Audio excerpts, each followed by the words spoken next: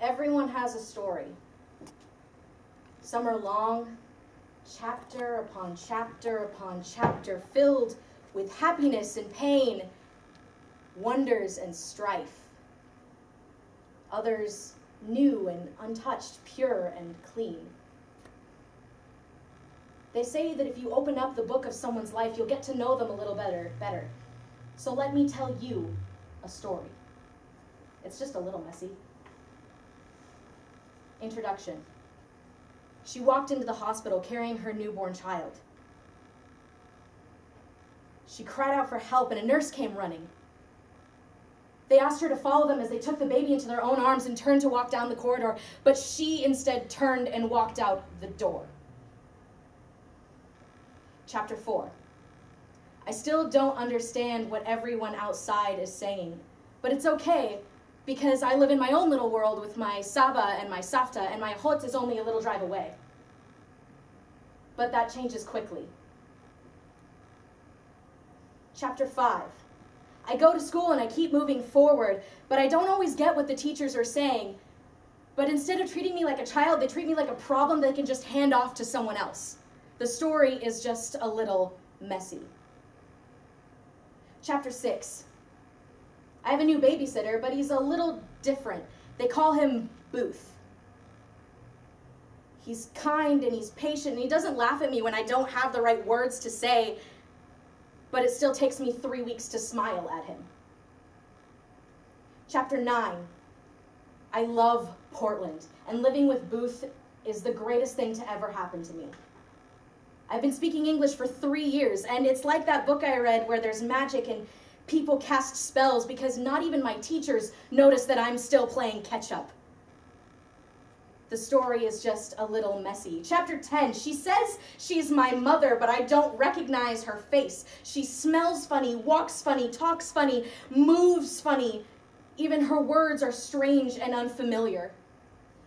So I wait until she leaves before I ask what meth is. The story is just a little messy. Chapter 13, Booth says he has to go away, but it's for a good reason. So I stay with my grandfather, who no longer allows me to speak the native tongue of my life. But it's okay, because I have my brother and sister, and I'm quickly starting to understand why they call me Mom.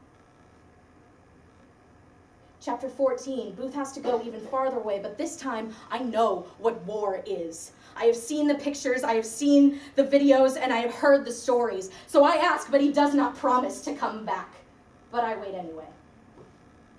Footnote, Booth doesn't come back, and I never got to call him my dad. The story is just a little messy. Chapter 15, I am letting down my brother and sister, and they don't call me Mom anymore. I become obsessed with one quote: to die would be an awfully great adventure. And it is an adventure that I start time and time and time again. The story is just a little messy. Chapter 16, Jesus found me.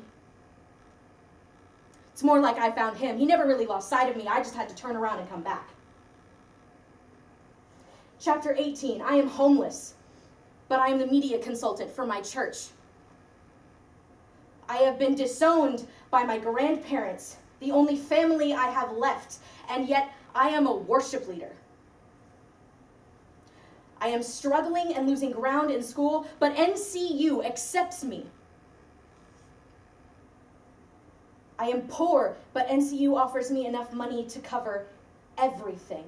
And so here we are, right now, in this moment, in chapter 19. I am a freshman in college. I have depression, and I have anxiety, and I have panic running through my very veins and seeping into my bones.